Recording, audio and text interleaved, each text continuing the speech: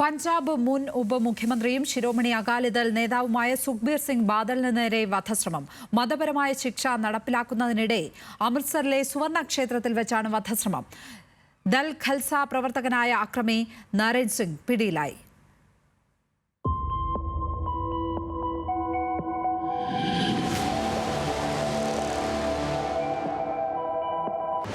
അതീവ സുരക്ഷയുള്ള അമൃത്സറിലെ സുവർണ ക്ഷേത്രത്തിന്റെ കവാടത്തിൽ വെച്ചാണ് ആക്രമണമുണ്ടായത്.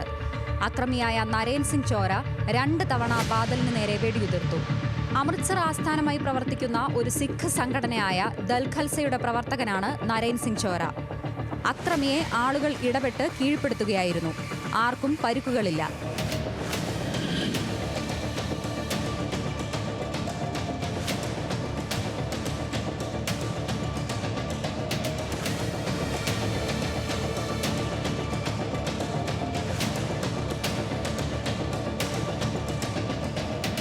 സിഖുകാരുടെ പരമോന്നത സംഘടനയായ അകാൽ തഖ്താണ് സുഖ്ബീർ സിംഗ് ബാദലിന് ശിക്ഷ വിധിച്ചത്.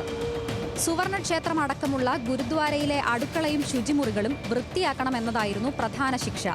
2 ദിവസം കാവൽ നിൽക്കണം, കഴുത്തിൽ പ്ലക്കാർഡ് ധരിക്കണം, കയ്യിൽ കുന്തം കരുതണം. കൂടാതെ 1 മണിക്കൂർ കീർത്തനങ്ങളും ആലപിക്കണമെന്നും അകാൽ തഖ്ത ആവശ്യപ്പെട്ടിരുന്നു. 2007-2017 കാലത്തെ അകാലിദൾ ഭരണത്തിലുണ്ടായിരുന്ന സർക്കാരിന്റെയും പാർട്ടിയുടെയും മതപരമായ തെറ്റുകളെ മുൻനിർത്തിയാണ് ബാദലിനെ ശിക്ഷിച്ചത്. സിഖ് മത നിയമപീഠം തെറ്റുകാരനെന്ന് വിധിച്ചതിനു പിന്നാലെ സുഖ്ബീർ സിംഗ് ബാദൽ ശിരോമണി അകാലിദൾ അധ്യക്ഷ സ്ഥാനം രാജിവെച്ചിരുന്നു. കുറ്റങ്ങളെല്ലാം ഏറ്റുപറഞ്ഞ് ബാദൽ മാപ്പും അപേക്ഷിച്ചിരുന്നു. ബാദലിന്റെ അകാലിദൾ മന്ത്രിസഭയിൽ അംഗങ്ങളായിരുന്നവർക്കും അകാൽ തഖ്ത ശിക്ഷ പ്രഖ്യാപിച്ചിരുന്നു.